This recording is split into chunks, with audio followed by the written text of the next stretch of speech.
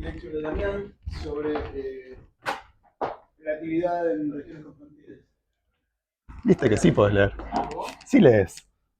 Leí algo, frontera, adivina, más o menos leí. Ok, déjenme hacer un resumencito de lo que empezamos a discutir la vez pasada para aquellos nuevos también. En el espíritu de la escuela, el problema es relativamente simple.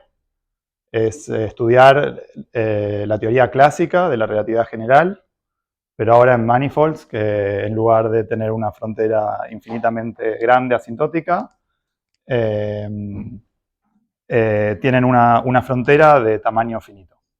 ¿Okay? Ese es el problema. Es bastante simple de formular, por eso me gusta y por eso lo puedo más o menos explicar en dos clases. Y el dibujo, si lo llegan a ver, es más o menos este que tienen, que se puede ver acá. Esto es un tubo de gravedad. Adentro queremos tener una solución a las ecuaciones de Einstein.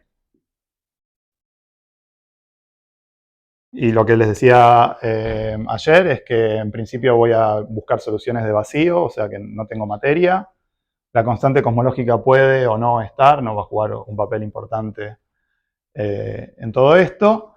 Y ahora, a diferencia del problema que se estudia en gravedad en general, que es un problema de valores iniciales, donde ponemos alguna data inicial y evolucionamos con las ecuaciones de Einstein, ahora tenemos también que poner data en la frontera, que va a ser de timelike, y la voy a llamar gamma.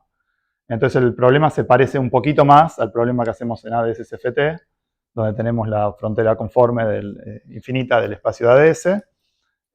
Y también cuando hacemos este proceso tenemos que elegir condiciones de frontera en la frontera de ADS, y eso Pfefferman-Graham nos enseñaron cómo hacerlo de manera consistente. Ahora el problema sería cómo hacer para traer la frontera un poquito hacia adentro. Ok, y entonces empezamos con una discusión símil matemática de qué significa que este problema esté bien o mal definido. Y de lo que los traté de convencer es que los matemáticos hablan de algo que se llama el Initial Boundary Value Problem, y para que esa cosa esté bien definida necesitamos tres propiedades. La primera era existencia genérica de soluciones en el interior, dada un set de data inicial y de datos de frontera genéricos y arbitrarios. ¿Okay? Esa era la primera y la estuvimos discutiendo por la mitad de la clase, más o menos. Y ahora voy a poner los resultados de esa discusión. La segunda es, una vez que tenemos existencia, teníamos que pedir que la solución adentro sea única, porque si no esta teoría, como teoría predictiva, no va a ser buena, porque si yo me pongo datos y tengo muchas soluciones adentro, no sé muy bien cómo evolucionar dinámicamente esto y obtener una única solución. Y si tenemos existencia y unicidad, viene el criterio este de Hadamard, que dice que tiene que haber una dependencia continua entre las soluciones y los datos iniciales. O sea que si yo perturbo un poquito mi data inicial, tengo que caer en una solución que está un poquito alejada de la solución que tenía antes. Para definir bien estos poquitos, obviamente voy a tener que definir una noción de distancia en estos dos espacios, el espacio de soluciones y el espacio de data inicial, y eso es un tema en el que no nos vamos a meter, pero dependiendo de cuán flexibles seamos en estas nociones de distancia, algunos problemas pueden estar well posed y otros problemas, y el mismo problema puede estar ill posed con respecto a otra norma. Sí. Cuando hablas de unicidad, la actividad es una teoría está hecha para todas las métricas. Sí, todo esto es estos módulos de isomorfismo. O sea, esa unicidad, no, porque en el caso de una ecuación diferencial de segundo orden general, cuando uno habla de unicidad, se refiere que sea una única función. Sí, eso es una teoría pasa lo mismo en el electromagnetismo. Todas las teorías que tienen cierta redundancia se entiende que unicidad es up to estas cosas. ¿Sí? Y esto, cuando pones la frontera, va a jugar un rol en el ejemplo que voy a resolver ahora. Porque los difiomorfismos, va a haber una diferencia entre, bueno, como Guillermo estaba diciendo, va a haber una diferencia entre difiomorfismos locales y difiomorfismos físicos, digamos, globales, que los podés gagear igual, y hay otros que no lo vas a poder hacer. ¿Otras preguntas? Ok. Si tú haces una QFT en este curso, vos lo que le pedirías sería regularidad en el tubo y el infinito. O sea, debe tener igual a 1. Vos podés hacer diferentes cosas. Si tenés, por ejemplo, hagamos, por ejemplo, un campo escalar. Es un poco diferente, ¿no? Pero tenés un campo escalar y vas a querer ponerle todo esto es muy clásico, después va a tener correcciones, pero vas a querer darle un perfil inicial a un tiempo inicial con una derivada temporal y después vas a querer poner alguna condición de contorno acá, que puede ser Dirichlet o lo que sea. En el borde del tubo, sí. Eso es lo que voy a discutir de toda la charla. ¿Qué condiciones de contorno se pueden hacer en gravedad? Y después la regularidad va a estar adentro del tubo. En principio voy a querer soluciones que sean regulares adentro. ¿Y podría, o sea, solo por curiosidad, se podría poner que la superficie en vez de ser tipo tiempo fuera tipo luz, por ejemplo? Sí, ese es otro problema, se sabe menos de ese problema. El problema que se sabe resolver para ese es uno que se llama el double Sachs. Sachs double cone. Que si vos tenés dos superficies nulas infinitas así, podés reconstruir lo que está dentro con data que pones acá, y ese problema se sabe que está bien puesto. Ahora, si tratás de hacer una superficie nula un poco más finita, creo que no se sabe absolutamente nada de ese problema. Sí. Y bueno, sí. De vuelta, eso se van a parecer más si tenés espacios asymptotically flat, eventualmente vas a tener que confrontar la frontera nula. Pero estos también se pueden ver como una especie de regular esa frontera nula, metiéndola un poquito para adentro y haciéndola time-like. Por ahí algunos de los problemas que tiene de degeneración y problemas infrarrojos, por ahí los puedes regular con una frontera tipo time-like. Ahí en el Sash Double, solo te preocupás por tus condiciones iniciales. El tema de condiciones de contorno. Bueno, iniciales acá son nulas, no sé qué es. Ponés condiciones en las dos superficies nulas y evolucionás hacia adentro. ¿Qué llamas boundary? ¿Qué llamas initial? Es todo nulo. Ok. Entonces lo que empezamos a discutir la vez pasada era que hay un teorema por matemáticos, Ahn y Anderson, que probaron que las condiciones de contorno, las condiciones, pongámosle CC, contorno de Dirichlet,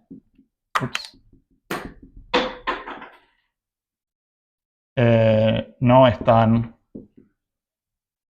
well posed. En el sentido este de 1, 2 y 3. O sea que las condiciones de Dirichlet y lo mismo Neumann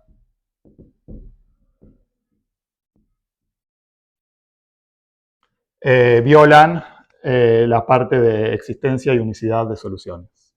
¿Okay? Y esto es diferente de lo que pasa, por ejemplo, cuando pones un campo escalar o cuando resolves la ecuación de onda por una frontera. Ahí sabemos que la solución siempre existe, es única. La ecuación de onda, por ejemplo, la podemos incluso resolver. Teniendo en cuenta algún tipo de compatibilidad en el corner, sabemos que la solución también es suave ahí. Cuando querés hacer lo mismo con gravedad, resulta que estás en problemas. Y lo que estábamos discutiendo la vez pasada es que uno falla por el constraint equation, el equivalente al Hamiltonian constraint. Si proyectamos las ecuaciones de Einstein, la dirección perpendicular a la frontera, vamos a encontrar una ecuación que luce así, es el Ricci scalar en 3 dimensiones, Los signos siempre los pongo mal, así que no me voy a preocupar. Menos la traza de la curvatura extrínseca al cuadrado, más la contracción de la curvatura extrínseca consigo mismo, tiene que ser 0 en la frontera. Y mostramos con un ejemplo que si lo único que ponemos en la frontera es la métrica inducida, que esto es el problema de Dirichlet, genéricamente no vamos a poder satisfacer esta cosa. ¿Ok? Entonces, genéricamente no hay soluciones. Lo que tenía planeado para hoy, vamos a ver cuánto llego, es discutir la unicidad, que es el siguiente paso. Cuando esto falla, discutimos esto y algunos me decían que esto era un poco obvio, porque lo mismo pasa en una superficie de Cauchy, que en esa superficie lo que hacemos es poner la métrica inducida y la curvatura extrínseca, pero satisfaciendo el constraint, hay un requerimiento extra, ponemos más data, pero después la reducimos imponiendo el constraint.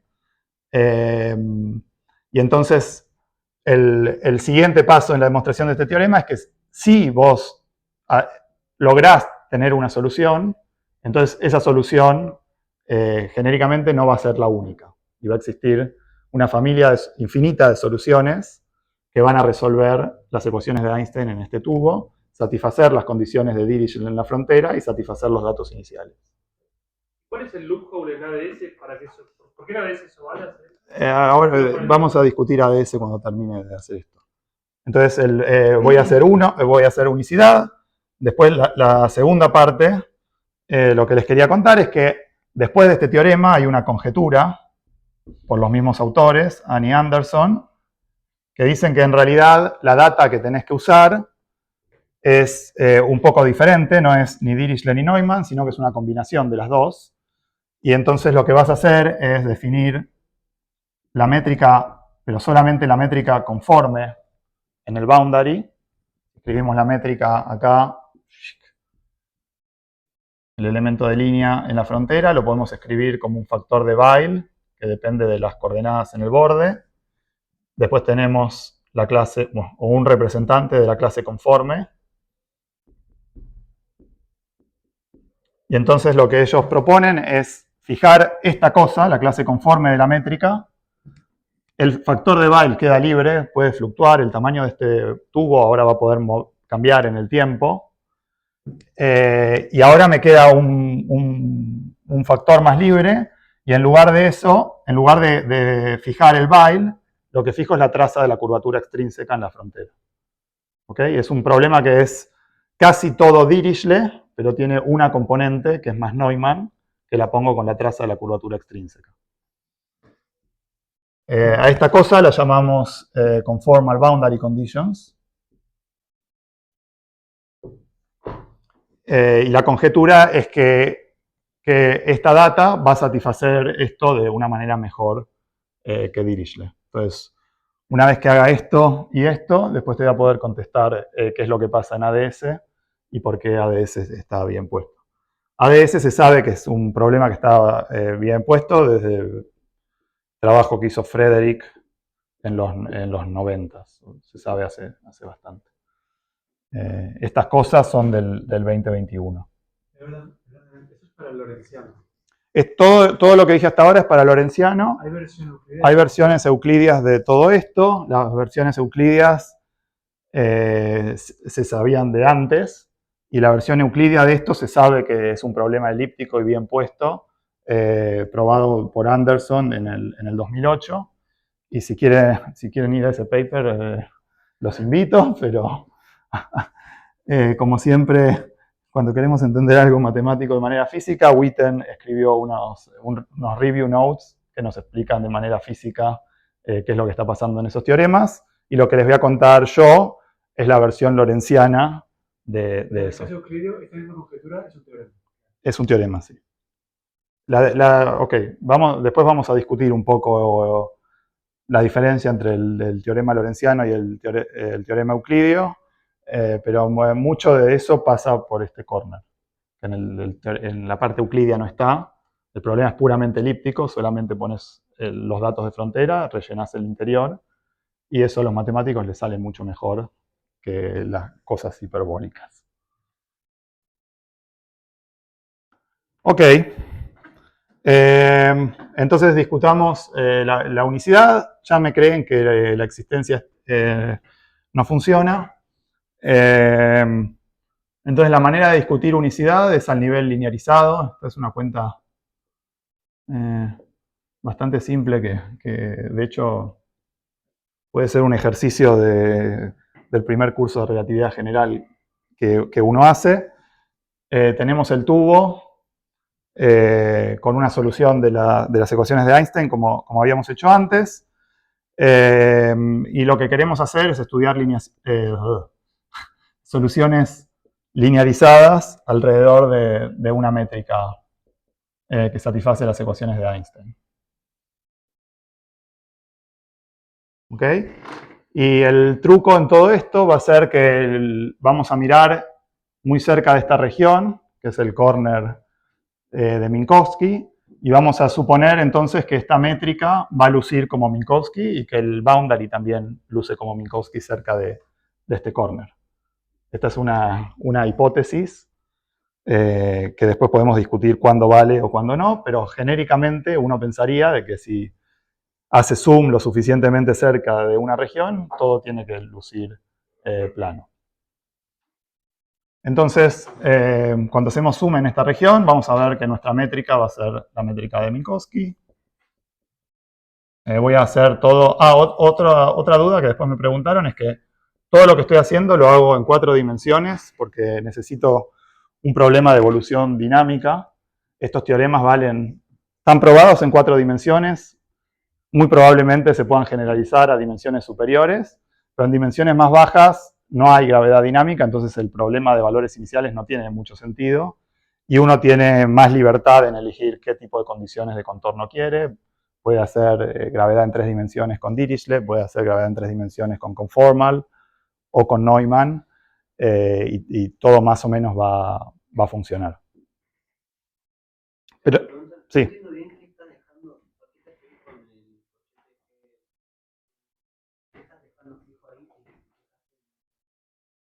Es todo salvo el factor conforme. Lo que no fijo es el tamaño del tubo.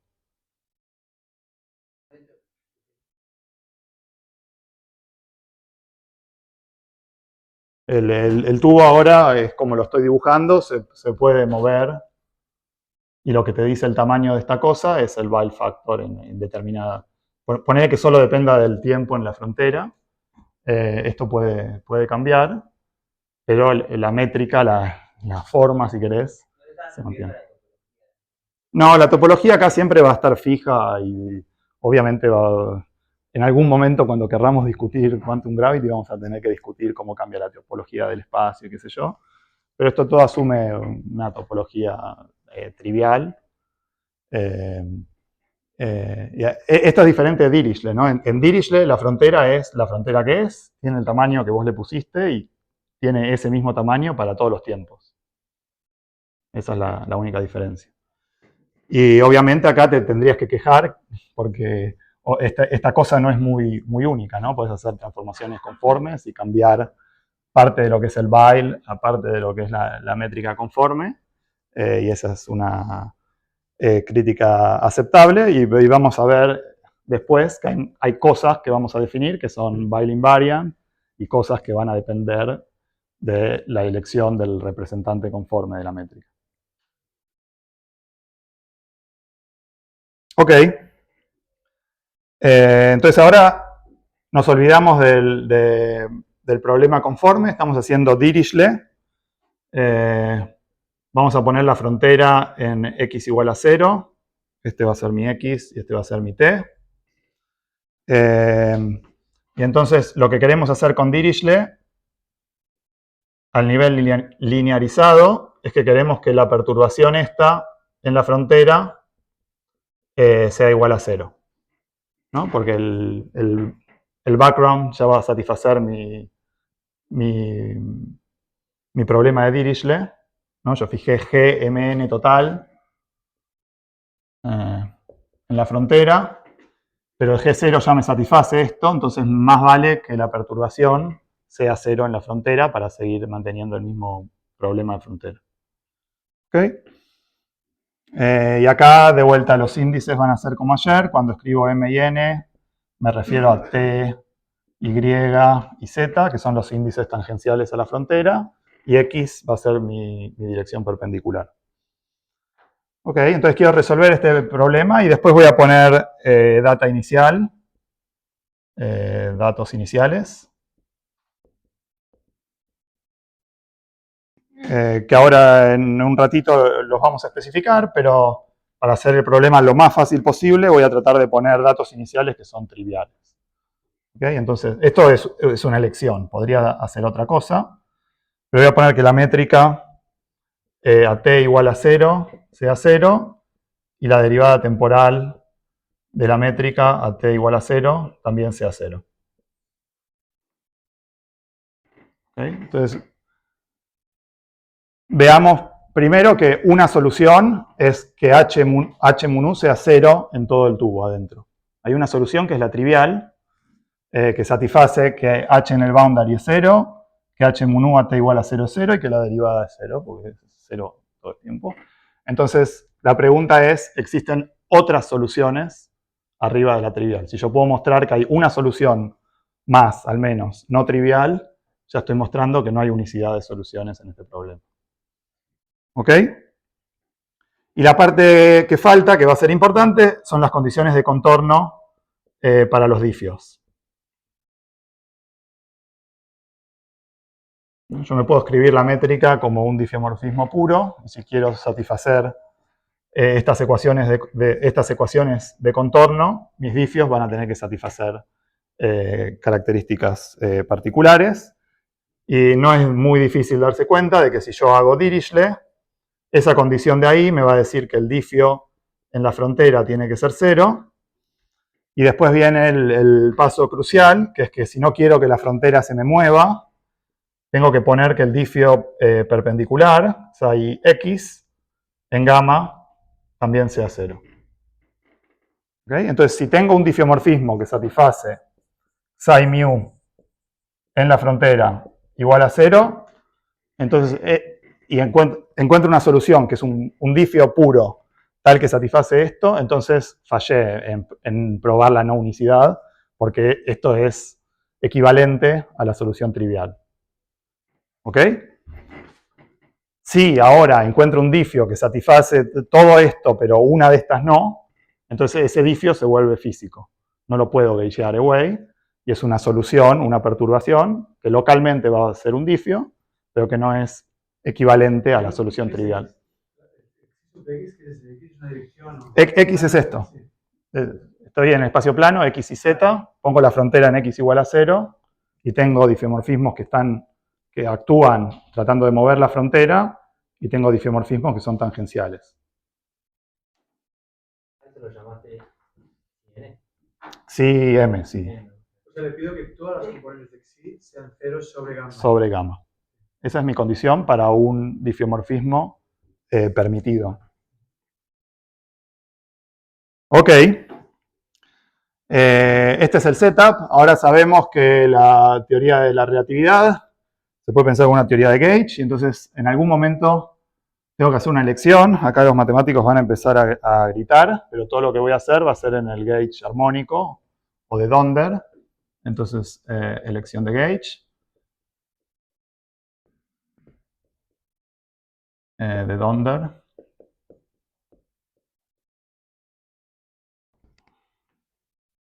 Y si la escribimos, si se acuerdan de su clase de relatividad general, la condición de Donder es esta, y lo que hace es que las ecuaciones de Einstein linearizadas luzcan como ecuaciones de onda. Entonces ya sé la respuesta y puedo ir fácil. Adrián, si vos hicieras transverso más triples, ¿te cambia algo? Esa es una elección, es ¿cómo se dice? Es una elección de gauge que todavía todavía no fijé completamente el gauge acá. Este es el gauge armónico.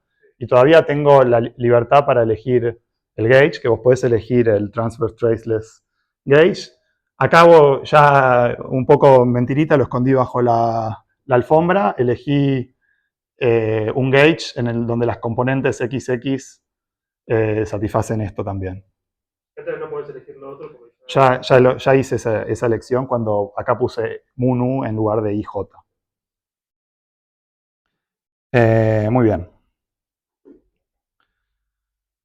Ok, entonces ahora, una vez que elegí el gauge, ya tengo mis datos iniciales, mis condiciones de borde, puedo empezar a resolver el problema. Entonces, miro la ecuación de movimiento, o las ecuaciones de Einstein. En el de Donder gauge, lo que les decía, esto ya es una ecuación de onda.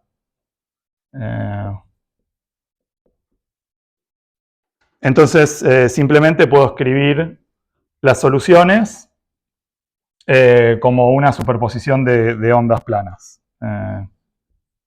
H mu nu, ok. Vamos a escribirlo como un alfa mu nu. Y E a la I K mu X mu. Para satisfacer la ecuación de onda voy a pedir que este momento K mu sea 0. ¿Ok? Si superponemos todas ondas de estas, esto es una ecuación lineal, suma de soluciones es solución, entonces la superposición lineal, la solución más general, acá los matemáticos también se van a quejar y me van a decir que no puedo hacer esto, no va a darme la solución más general, pero para nosotros va a estar bien poner ondas, y la solución más general va a tener un integral sobre todos los momentos que satisfacen K mu igual a 0. ¿Ok? Hasta ahora de vuelta, no hice nada que no hayan hecho en su clase de relatividad general. Y ahora el juego es, perdón, acá yo le puse gamma en mis notas, así que voy a moverme a gamma para no estar confundiéndome. Ahora el juego es, lo que queremos probar si hay unicidad, es que esta solución tiene que ser idénticamente de 0. ¿Ok? Entonces lo que vamos a hacer es empezar a resolver esto imponiendo condiciones iniciales y condiciones de contorno y empezar a poner a 0 los diferentes componentes de gamma mu nu y ver hasta dónde llegamos con eso. Entonces, bueno, hagamos paso 1. Impongo Dirichlet.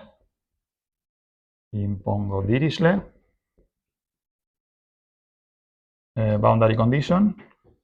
En Dirichlet tengo que poner que HMN en la frontera sea 0 para todos los tiempos, para todo t, i y z. Y entonces eso me va a decir, en esta solución lineal, que gamma mn toda, esto depende de k también, tiene que ser 0 adentro también. ¿Okay? Entonces ya me saqué un montón de componentes de encima, me quedan los XX y los XT, los XM. 2, esto ya va a ser solamente por notación, pero lo que les decía, solamente en la traza solamente el componente XX sobrevive, entonces voy a llamar gamma a la traza de gamma mu nu, y esto va a ser simplemente la componente XX después de que impuse esta condición de Dirichlet. Esto para no estar escribiendo siempre lo mismo. Y ahora 3, igual que como hacemos en relatividad general, imponemos el de Donder gauge. Impongo el gauge armónico. Ups. Acá tengo que tomar derivadas de la métrica. Las derivadas me van a bajar un K. Entonces voy a tener contracciones de K con el mu. Y si uno lo hace más o menos de manera, bueno, lo pueden hacer. Nos va a quedar algo como KX gamma MX menos un medio de KM por gamma, que es la traza, igual a 0. Creo que esto bueno, up to signos, se ve, ¿no? Tenemos una derivada con el signo, bueno, no sé, los índices, pero esto me baja un K, que tiene que contraerse con esto, y después tengo un medio de la derivada de la traza, eso me baja este km y me pone el gamma ahí. Y después si hago lo mismo, en lugar de con la componente x con la componente m, me queda una cosa similar, donde tengo km, gamma mx, más un medio de k x gamma igual a 0. Esto, tarea para el hogar, pero se sale en 2 minutos. Y la solución a esto es simplemente poner gamma mx igual a km sobre 2kx gamma. Básicamente te da una relación entre las componentes estas, ya dependen todas de gamma. Me queda un problema donde solo tengo que determinar este gamma. O sea que está casi todo solucionado. Y ahora la manera en que voy a tratar de determinar este gamma es imponiendo las condiciones iniciales triviales.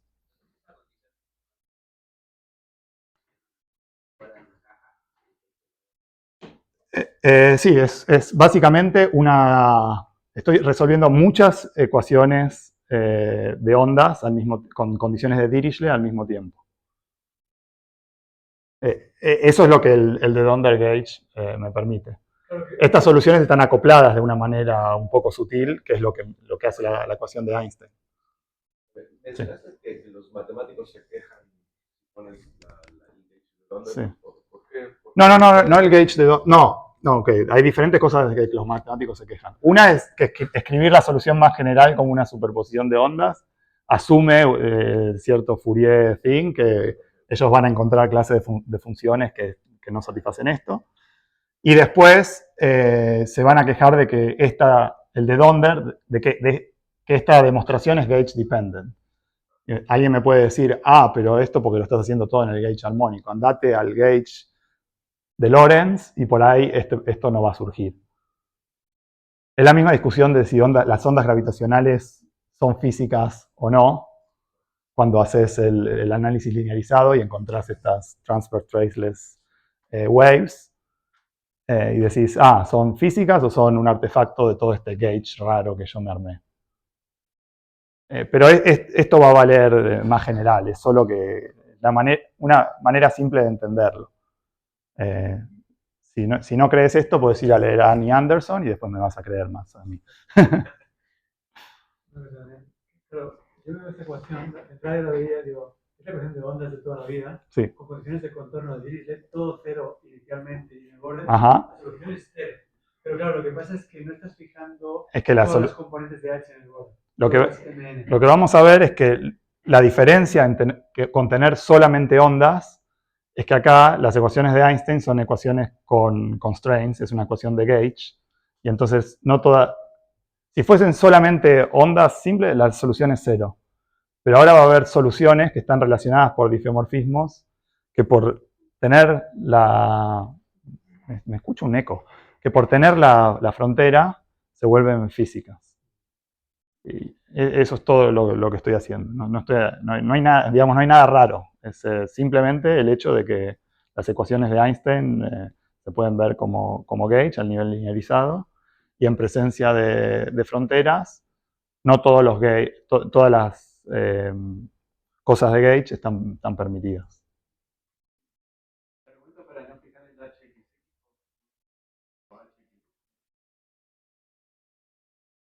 ¿Cuál? ¿Perdón? ¿Este o este? Creo que tengo que preguntar. Básicamente ahí está fijando Dirichlet sobre las Sí. y no es una cosa para digamos. Sí. ¿Y cuál es el argumento para no matar esa? No, es una elección es una elección de gauge. En principio, acá tendría que poner IJ e IJ.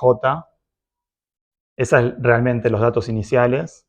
Pero cuando hacemos algo que es más como la formulación ADM, lo que hacemos es fijar el shift y el lapse. Y eso, el equivalente a nivel linearizado, es poner esta condición, que no es la condición de transfer traceless que hacemos cuando estudiamos ondas gravitacionales en general. Es una elección. Yo diría que al revés, porque Munu es la que corre sobre todo. Munu corre sobre todos. La data inicial, en principio, restringe solamente las componentes en el Cauchy slice, y acá le estoy agregando las XX y la XT en el slice inicial. Que eso es como fijar, de vuelta, en el ADM formalism, si lo estudiaron, es como fijar el shift y el lapse. Ok. ¿Dónde estoy? Bueno, entonces me quedó todo el problema relacionado simplemente con una variable gamma, y ahora tengo que imponer condiciones iniciales y mostrarles que hay una solución que no me la voy a poder sacar de encima. Entonces voy a borrar acá.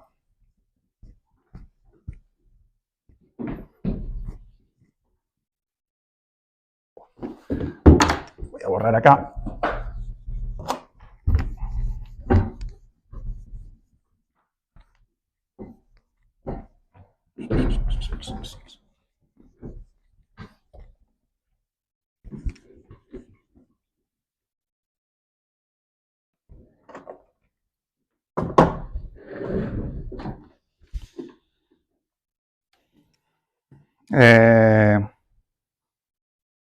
Ok, entonces está casi terminado esto. Ahora si reconstruimos eso, podemos decir entonces que el HXX hasta ahora y el HTX son las únicas dos cosas que no me saqué de encima.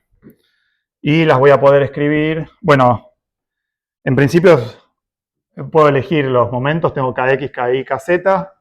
Pero ahora vamos a hacer algo fácil. Vamos a poner KI y KZ igual a 0.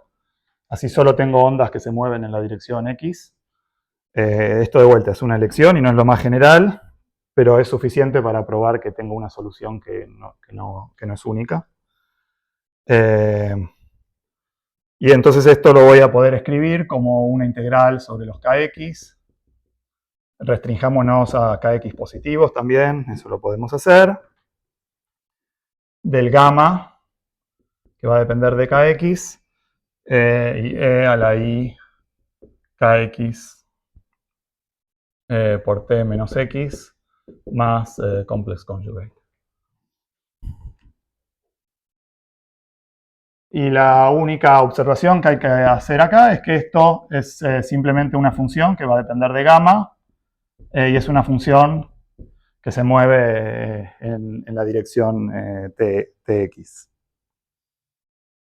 Entonces la pregunta es ahora todavía tengo que imponer, ¿no?, que hxx para t mayor o igual que 0 sea igual a dt hxx a t mayor o igual que 0 igual a 0. La pregunta es si existe una función f de gamma que no es 0, pero que la función y la derivada son 0 para tiempos mayores que 0. ¿Ok? Entonces esto lo vamos a ver así. Escribamos, llamemos t menos x a la variable w. Tenemos w.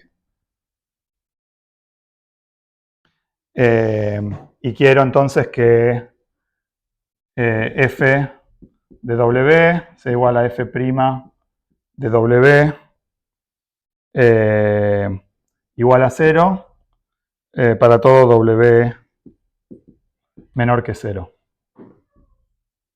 ¿Ok? Quiero una función que sea Fourier, que sea posible escribirla en términos de superposición de ondas, que sea 0 acá siempre, que la derivada sea 0, pero que no necesariamente sea 0 siempre.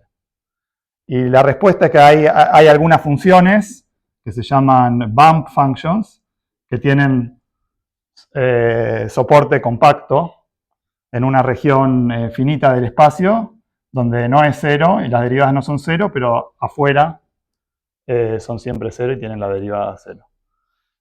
Estas cosas, si las quieren escribir, esto es simplemente para poner un ejemplo, pero si toman un f de gamma que luce como e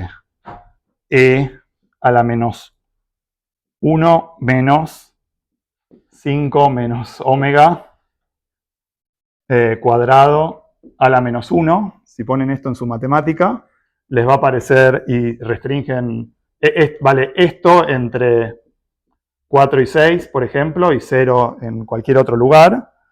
Plotean esto y les va a aparecer un bumpcito así, que va a tener todas las derivadas 0 acá, va a valer 0 siempre, pero va a ser no 0 acá. ¿No te preocupa que no sea derivable? Va a ser, es una función muy particular, es infinitamente derivable. Es demencial. Bump functions. Tiene un Wikipedia page.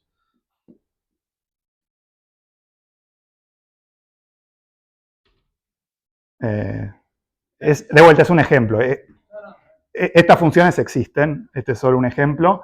Y entonces lo que va a pasar es que este bump, ahora en el plano tx, va a existir, bueno, a t igual a 0 va a ser acá, y la xx va a empezar a viajar, la componente xx de la métrica, va a empezar a viajar a la velocidad de la luz, y en algún momento se me va a meter adentro de mi tubo, y me va a causar una solución no trivial adentro. Como la solución inicial está solo definida para a t es mayor que 0, va a satisfacer las condiciones iniciales, y como está en la componente perpendicular de la métrica, va a satisfacer también mis condiciones de boundary de Dirichlet. Entonces esta solución que acabo de crear tiene un perfil no trivial, satisface mis condiciones iniciales, satisface las condiciones de frontera y satisface las ecuaciones de Einstein. Entonces les acabo de mostrar que hay otra solución aparte de la trivial que llena este tubo y eso viola la unicidad del problema de Dirichlet. Perdón, es que estoy un poco confundido por esa condición que pusiste. Sí. ¿Podría ser que estás pidiendo que a t igual a 0 sea 0 para x positivo? ¿Cuál de todas? Cuando escribiste que hxx y su derivada, Sí. a t mayor que 0 tiene que ser igual a 0. Sorry, sí. A t igual a 0 para todo x, perdón. Para todo x positivo. Para ¿no? todo x positivo. Sí. Todavía hay gente atenta. Media hora antes del asado. Bien. Sí. O sea, en este cuadrante. Quiero. Sí.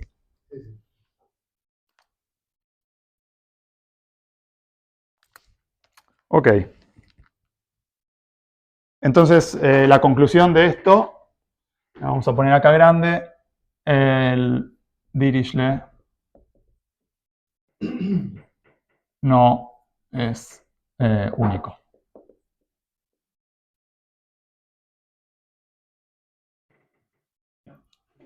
Básicamente, digamos que no tuviste cuidado de que no se te metan cosas desde afuera de la condición. No es que no tuve cuidado, tuve todo el cuidado que podía, pero no logré que la condición de Dirichlet me apague todo. Hice todo lo que pude, ¿no? No, yo sé, no es que dejaste de intentarlo. Explotaste todas las condiciones, explotaste todo lo que pudiste, pero no conseguís prevenir que se te metan cosas. Exacto, esa es la conclusión de este ejercicio. Que cuando imponés Dirichlet, fijaste todo, fijaste el gauge, los reduced gauge, condiciones iniciales, condiciones de contorno, y aún así no lograste apagar completamente la métrica.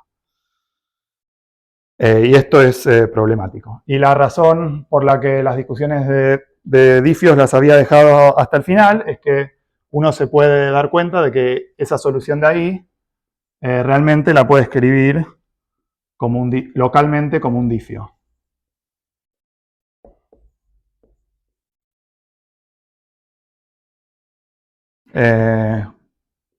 Y esto es más o menos fácil de darse cuenta. Si escribís esto como la integral de f, o menos un medio de la integral en t menos x, de u de f gamma de u. Cuando tomamos la derivada de esto acá, la derivada solo va a depender del t menos x, entonces solo va a tener componentes xx y tx. Y entonces localmente las soluciones son Diffios. No, una pregunta, eso es como que no sea gauge pura. Localmente, sí. No globalmente, sino sería equivalente a Exacto. Si yo no tuviese frontera, podría hacer esta transformación de gauge y es la solución trivial. Claro, pero solo puede ser una región. Y eso, como estoy en una región, y ahora creo que lo borré, yo le había pedido a mis difios que no me muevan la frontera, entonces tenía que pedir que x en la frontera sea 0. Y estas cosas no van a satisfacer eso. Entonces es un difio que en principio trata de mover la frontera, como yo quiero tener la frontera, se me vuelve físico. Y por eso este difio no viola la unicidad del problema sin frontera, que sabemos que está well posed, pero sí tiene problemas en este Dirichlet problem. Ok. Entonces, si alguna vez tienen que trabajar en gravedad con espacios finitos, no usen las condiciones de Dirichlet, son malas. Ok. Entonces, lo siguiente es discutir el problema conforme. Condiciones. ¿Hay preguntas de esto? Dijiste que dejar que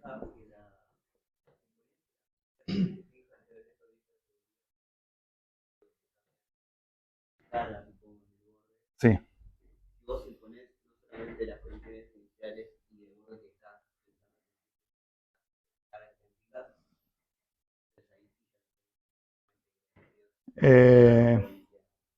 Sí, pero estás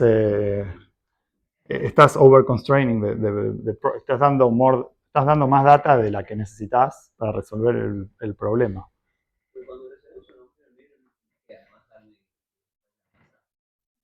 No. Ahora vamos a hacer el problema euclidio, pero de vuelta, el problema euclidio es un poco diferente, porque es solamente un problema de borde.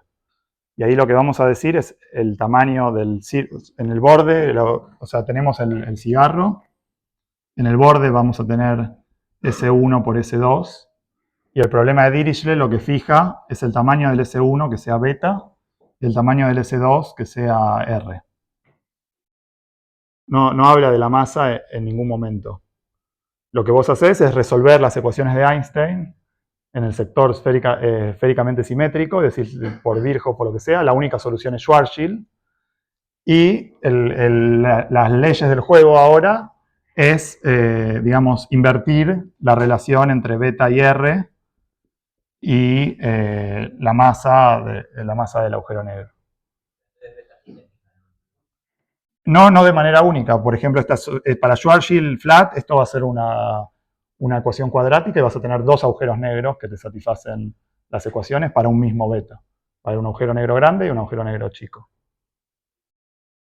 Podrías imaginarte ir a un ensamble más microcanónico, en donde haces una transformada de Legendre y fijas la energía, y eso va a ser más similar a fijar la masa. Pero en términos del problema de valores iniciales, el problema lorentziano, realmente todas estas soluciones satisfacen el mismo problema. Vos diste la cantidad de data necesaria para en principio tener una solución única y fallaste. Ok. ¿Cuánto tiempo me queda? Se fueron todos los cheas. No quedó nadie. Media hora. Perfecto.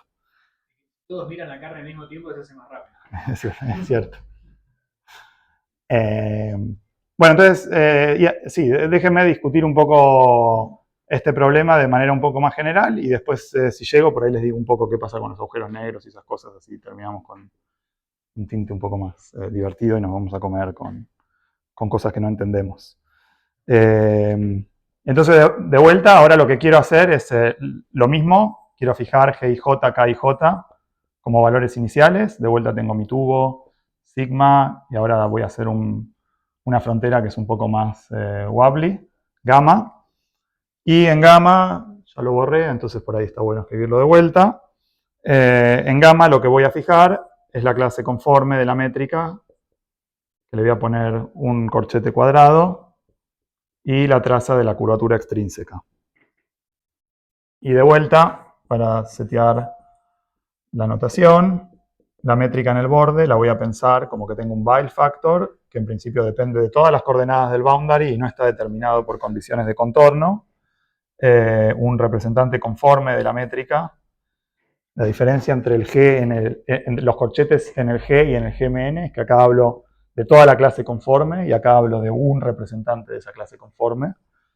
Esto va a ser un detalle, pero no lo digo para que se sepa. Y entonces la novedad en este problema es que ahora el boundary puede fluctuar. Entonces, de vuelta, puedo tratar de hacer el IBBP que borré acá, y tratar de pensar en la existencia, en la unicidad y en el continuous dependence on initial data de este nuevo problema.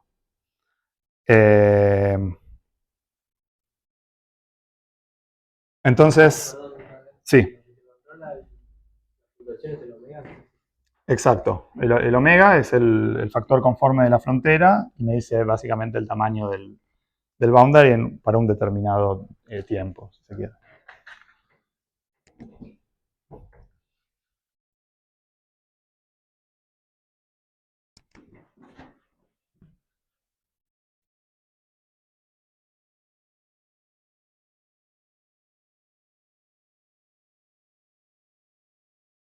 Ok, entonces ahora para hablar de la existencia de unicidad, como todo se va a comportar bien, déjeme empezar como debería haber empezado, que es escribir una acción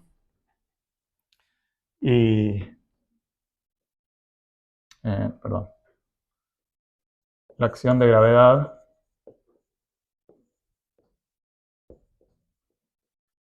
con, bueno, ahora CBC va a ser condiciones, conformal boundary conditions.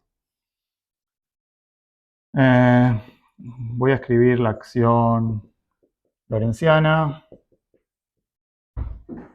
El término del bulk va a ser el término del bulk. R, quizás le pongo constante cosmológica ahora para ser un poco más completos. Y después es obvio ahora que voy a tener que poner un término de borde. Usualmente, ¿qué hacemos con este término de borde? Usamos el Gibbons-Hawking-York term, que fija condiciones de Dirichlet. O sea, el primer ejercicio es hacer la variación de la acción con respecto a la métrica en el borde y chequear que on-shell esta cosa es estacionaria si el S-boundary es 1 sobre 8 pi g newton root minus h k. Eso es lo que usualmente hacemos con Dirichlet. Esto es el Dirichlet.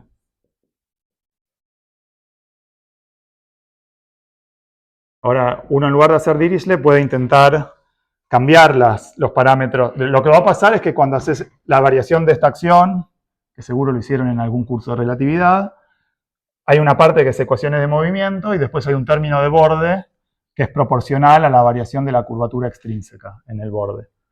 Y entonces lo que hacemos es agregar un término que cuando variamos me agrega el delta k con el signo contrario, such that cancela ese término y estamos bien. Y me queda una parte que viene de la variación de esta cosa, que va a ser proporcional a delta GMN. Entonces cuando fijo la métrica inducida, esta variación me queda estacionaria. Ahora no quiero hacer eso porque no quiero variar toda la métrica, sino quiero variar solamente la métrica conforme. Y entonces pueden hacer ese ejercicio de vuelta, delta S ahora de delta G corchete. Y lo que va a pasar es que el término de borde que les va a aparecer, voilà, es casi igual, pero en 4 dimensiones va a tener un 1 sobre 24 pi g newton en lugar de un 8.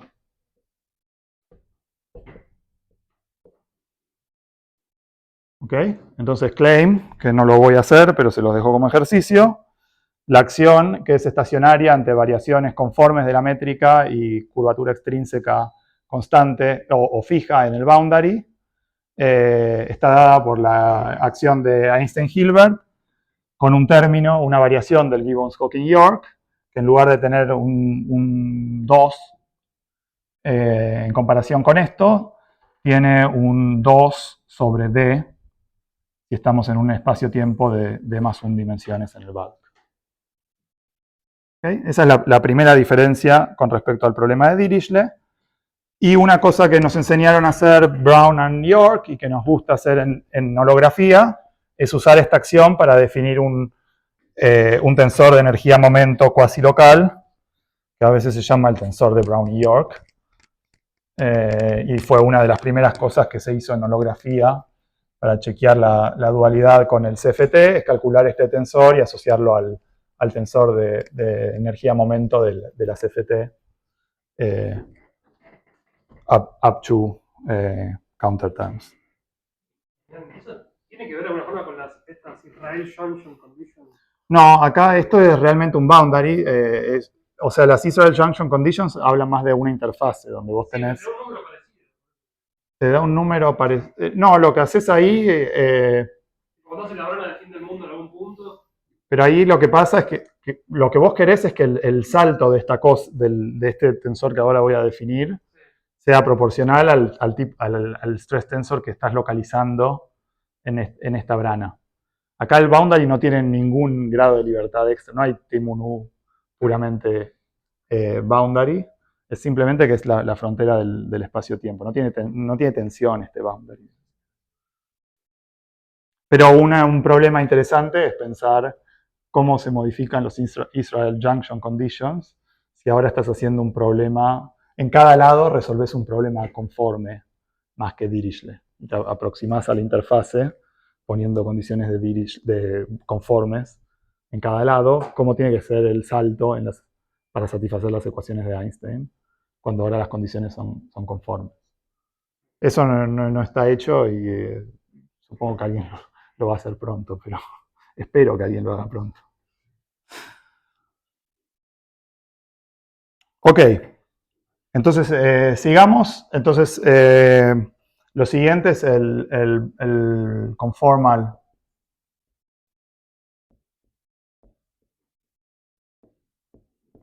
stress tensor.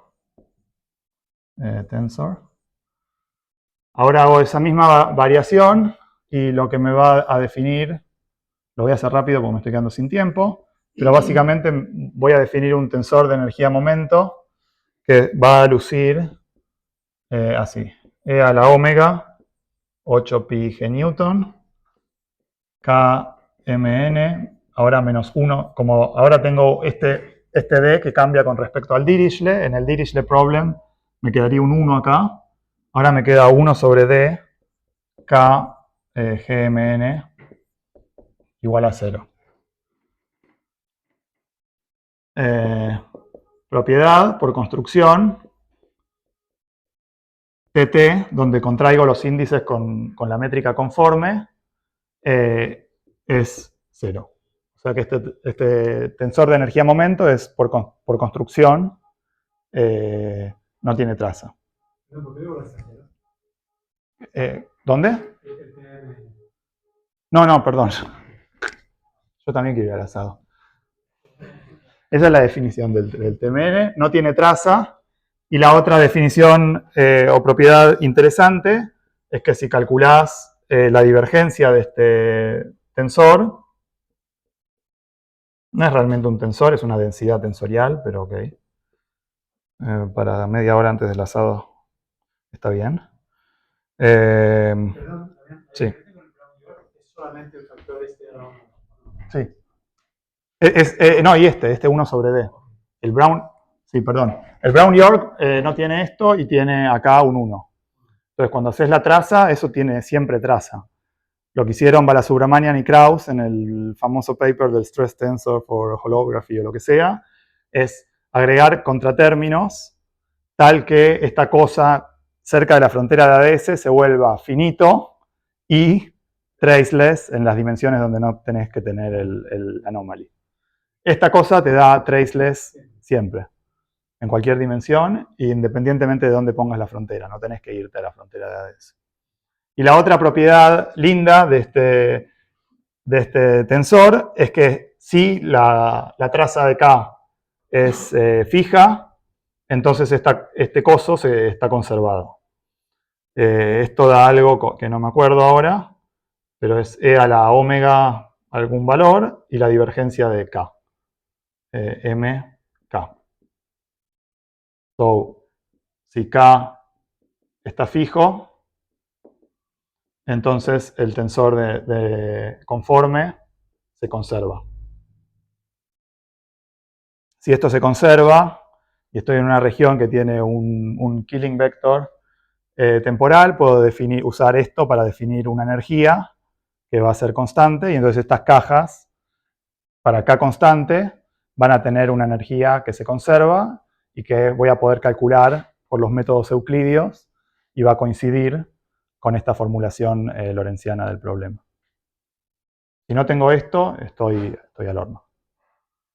Y esto, además, ahora que estábamos hablando de existencia y unicidad, sí, constante o puede tener alguna dependencia, pero tiene que tener divergencia cero.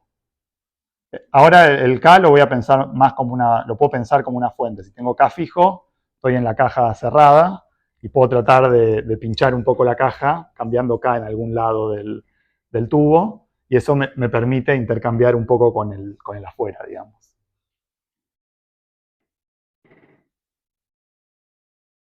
Pero entonces, el K generalmente se define como la derivada del I respecto a la norma de la métrica del borde. Sí. Lo contraes con una métrica, ¿no? Pero Exacto. acá tenés como una norma que se va. No sabes cómo va la norma. Es un boundary condition que esa cosa tiene que ser constante a lo largo del tubo. Claro. Pero digo, acá, bueno, la norma de cómo va el tubo alrededor. No, esto, sí, o sea, tenés el tubo acá y acá vas a tener una normal, acá vas a tener otra normal, acá vas a tener otra. Pero esto va a ser tal, el problema que estamos tratando de resolver va a ser tal que cuando calculamos la traza de K con respecto a esta norma a cada tiempo, eso vale siempre el mismo valor. No, digo, ¿de dónde sacas la norma? ¿De dónde sale la norma? ¿Cómo la sabes? No, por definición. Vale, con esto. Sí. Sí. Cómo especificar la curvatura extrínseca. Es parte de las cosas que puedes hacer en el boundary. De vuelta, después con Peter te puedes pelear si eso quiere decir que tenés que evolucionar un chiquitín para adentro para tener la derivada o no. Pero usualmente decimos que esos son datos de la frontera. Una pregunta respecto del término que agregaste, que es el análogo al. Sí. Si vos dejás el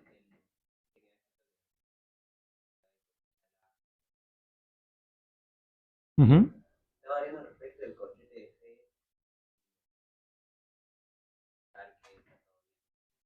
Sí. Cuando evaluás en alguna solución y todo eso, en vez de darte un número, deberías darte como algo que todavía. Sí, ahora voy a hablar de eso. Es parecido en ese sentido. Ahora hay un grado de libertad nuevo, que es este omega, que una vez que fijaste K y la métrica inducida, eso va a generar una ecuación de movimiento para omega y para la métrica en el bulk. Tenés un problema que ahora tiene grados de libertad que son puramente del interior y grados de libertad, un grado de libertad omega que está localizado en la frontera. Y en principio, la acción on shell va a depender de la dinámica de ese factor conforme también. O la termodinámica. Ok, entonces ahora ya está el problema más o menos bien formulado. Tenemos una acción, tenemos un término de borde. Con esa acción nos podemos definir un tensor de energía-momento que no tiene traza y que está conservado si la curvatura extrínseca o la traza de la curvatura extrínseca está fija. Y entonces ahora sí puedo discutir la existencia y unicidad de soluciones. Entonces, 1 es existencia. Estas pruebas son mucho más difíciles porque a diferencia de Dirichlet que no funciona, acá tengo que probar que siempre funciona. ¿Está probado realmente en una conjetura? Es después, si querés, te digo el estatus general. Para alguna gente está casi probado, para otra gente está más conjetura. Pero definitivamente se porta mucho mejor que Dirichlet. Existencia. Entonces, ¿qué habíamos hecho en existencia la clase pasada? Habíamos agarrado las ecuaciones de Einstein, las habíamos proyectado sobre la frontera y habíamos dicho que ese Hamiltonian constraint no se puede satisfacer genéricamente. Entonces ahora lo que voy a hacer es escribir el mismo Hamiltonian constraint,